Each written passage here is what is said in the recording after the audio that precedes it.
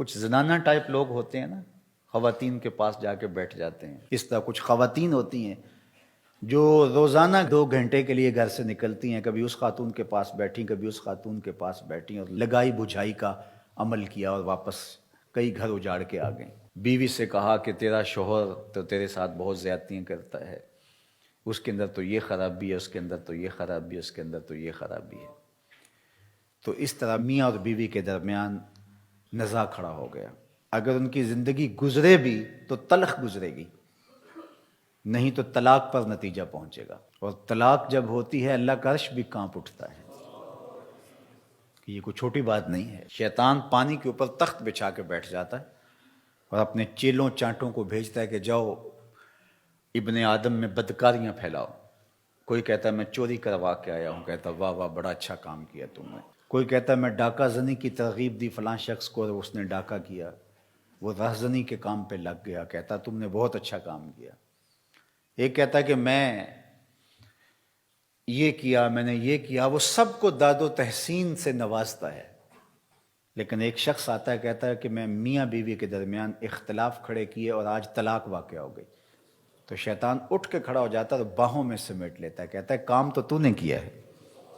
تو میرے اور آپ کے آقا و مولا حضور ختمی المرتبت صلی اللہ علیہ وآلہ وسلم نے ارشاد فرمایا لیس منا من خبب امرأة علی زوجہا ولیس منا من خبب عبدا علی سیدہ.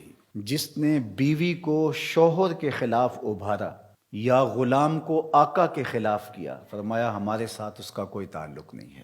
بیوی کو جا کے شوہر سے بدزن کرنے کی کوشش کی، فرمایا ہمارے ساتھ اس کا کوئی تعلق نہیں ہے. میرا دین چغل خوری کا دین نہیں ہے، میرا دین محبت پھیلانے کا دین ہے. اسی طرح غلام کو آقا کے خلاف کرے، ملازم کو اس کے باس کے خلاف کر دے. کئی لوگوں کا عجیب رنگ ڈھنگ ہوتا ہے کہ وہ جا کے بدکاریاں ہی کریں گے اور ملازم کو اس کے باس کے خلاف کر دیں گے. نتیجہ کیا ہوگا کہ وہ یا تو پھر خائن بن جائے گا یا پھر بدزنی اس حد تک بڑھے گی کہ وہ اس ملازمت سے نکال دیا جائے گا. اور یہ اس کو ملازمت متبادل دینے والا نہیں ہے. وہ ایک گھر کے باہر ایک چوکی دار کام کرتا تھا، تو ساتھ والا ہمسایہ گزرتے گزرتے رک جاتا اور کہتا کہ تجھے یہ کتنی تنخواہ دیتے ہیں؟ تو وہ کہتا 25,000 روپیہ. کہتا پتہ نہیں آپ کا کیسے گزارا ہوتا ہے. بس یہ کہہ کے چلا گیا. اور یہ جہاں سے تنخواہ لیتا ہے اس کو دشمن سمجھنے لگا اور سامنے والے کو اپنا ہمدرد سمجھنے لگا اور زندگی میں تلخی بھرنا شروع ہو گئی. اب اس نے جملہ صرف اتنا ہی کہا وہ بڑی مشکل، پھر آپ کا تو کیسے گزارا ہوتا ہوگا؟ یہ تو ماشاءاللہ ان کے تو پاس بڑی جائیداد ہے، بڑے پیسے ہیں، یہ آپ کو اتنی تنخواہ دیتے ہیں؟ تو مجھے آپ دے دیجئے، آپ اس کو رکھ لیجئے، 50,000 روپے آپ لے لیجئے. لیکن وہ اپنے چوکی دار کو 20,000 دے رہا ہے. اس کو جا کے پوچھو تو وہ 20,000 روپیہ دے رہا ہے، لیکن اس کے کان میں گزرتے گزرتے کہہ دیا. تو آج اس معاشرت کے اندر تشدد، افتراق، ایک دوسرے کے خلاف نفرت پھیلانا یہ ایک مشغلہ بن گیا ہوا ہے. خاندانوں کے اندر ایسے لوگ ہوتے ہیں، کچھ مرد ہوتے ہیں، کچھ خواتین ہوتی ہیں جن کا کام ہی تفریق کی بدکاری کرنا ہے. اسی طرح کاروبار کے اندر بھی ایسے لوگ ہوتے ہیں جن کا کام تفریق کرنا ہے، بدکاری کرنا ہے، اور وہ لوگوں کو ایک دوسرے سے دور کرتے رہتے ہیں.